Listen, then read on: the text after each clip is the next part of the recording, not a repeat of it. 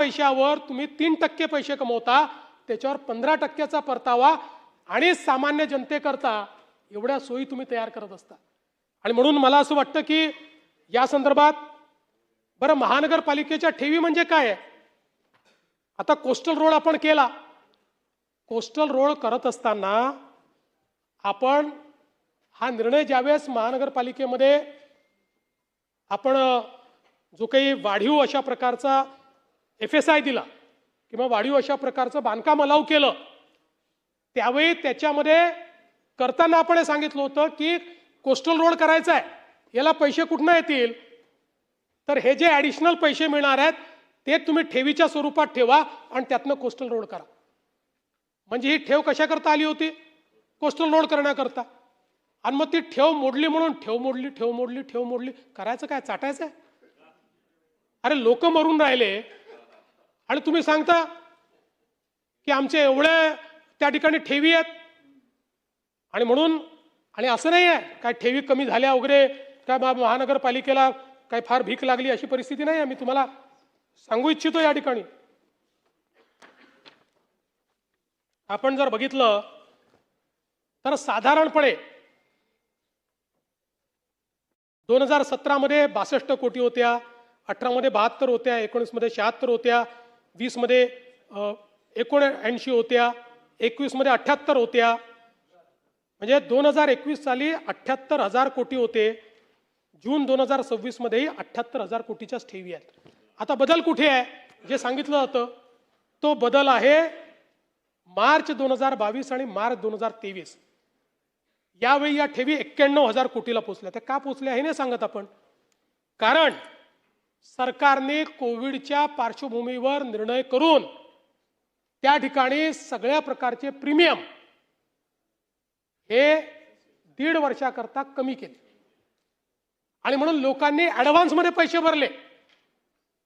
ते प्रीमियम कमी झाल्यामुळे, कारण तीच अपेक्षा होती की लोकांनी ॲडव्हान्समध्ये पैसे भरावे, म्हणून प्रीमियम कमी झाल्यामुळे लोकांनी ॲडव्हान्समध्ये पैसे भरले, त्यामुळे ते पैसे वाढले। नाहीतर साधारण आपण बघितलं तर कुठेच ही कमतरता नाही आहे। फक्त हे 2 वर्ष आहेत, मार्च 22 मध्ये 91,000 कोटी होते आणि मार्च 23 मध्ये 86,000 कोटी होते, बाकी तेच ॲव्हरेज चाललेलं आहे। पण हे क्रेडिट तर द्याल की 78,000 कोटी रुपयाच्या ठेवी ठेवूनही आम्ही या ठिकाणी किती जवळपास लाखभर कोटी रुपयाची कामं, डेव्हलपमेंटची कामं, सामान्य माणसाला ज्या ठिकाणी फायदा होईल अशी कामं ही या ठिकाणी सुरू केली। आज आपण बघा हे सगळे कामं सांगत नाही, आपल्याला माहितीच आहे या सगळ्या गोष्टी पुन्हा पुन्हा सांगून, पण या प्रत्येक कामाने एक प्रकारे खूप मोठ्या प्रमाणात फायदा होणार आहे।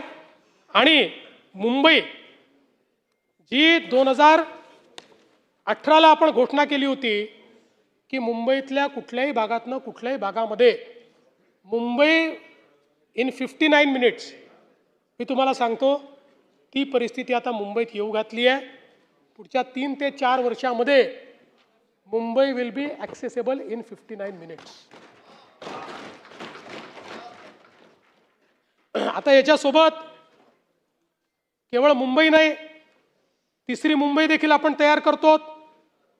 याचं कारण एक, आपण जर अर्थशास्त्राचा नियम बघितला तर अर्थशास्त्राच्या नियमामध्ये जगाच्या पाठीवर जी डेव्हलपमेंट झालेली आहे ही प्रत्येक डेव्हलपमेंट शहरीकरणातून झाली। जगातले जेवढे विकसित देश आहेत हे सगळे देश यांच्यामध्ये शहरीकरण झालंय। शहरीकरण तुम्ही थांबवू शकत नाही।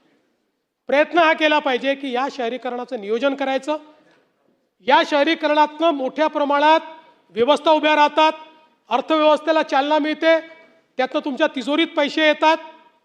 ते पैसे जो आपल्या राज्याचा मागास भाग आहे, जो गरीब भाग आहे, जो आपल्या राज्यातला ग्रामीण भाग आहे, तिथल्या अर्थव्यवस्थेला मदत करण्याकरता त्याचा उपयोग करायचा। आता आपण जर बघितलं तर मुंबईचं पोटेन्शियल काय आहे MMR रिजनचं, आज MMR रिजनचा जो GDP आहे तो $84 बिलियन आहे. 2047 पर्यंत $825 बिलियन तो होऊ शकतो. 10 पटीने वाढू शकतो. हे पोटेन्शियल आहे. आणि म्हणून 30 नवीन बिझनेस हब, 30 नवे ट्रान्सपोर्ट प्रकल्प आपण हातामध्ये घेणार आहोत आणि जवळपास 25 फ्लॅगशिप कार्यक्रम हे या माध्यमातून आपण हातामध्ये घेतले आहेत. सिडकोच्या माध्यमातून जवळपास 31,000 कोटी रुपयाची कामं घरांची त्या ठिकाणी चाललेली आहेत. नैना आपल्याला माहिती आहे की ज्याच्यामध्ये TPS 1 मंजूर केला आहे, TPS 2 आपण मंजूर करतो. 4, 6, 7 साठी प्रिलिमिनरी स्कीम आपण मंजूर केलेली आहे. 3 आणि 5च्या फायनल आणि 8 ते 12च्या प्रिलिमिनरी स्कीम्स लवादाकडे आहेत. 12 फ्लायओव्हर, 57 मायनर ब्रिज, 134 किलोमीटरचे स्मार्ट रस्ते, अशा पद्धतीनं त्या ठिकाणी आपण हे काम या ठिकाणी हातामध्ये घेतो.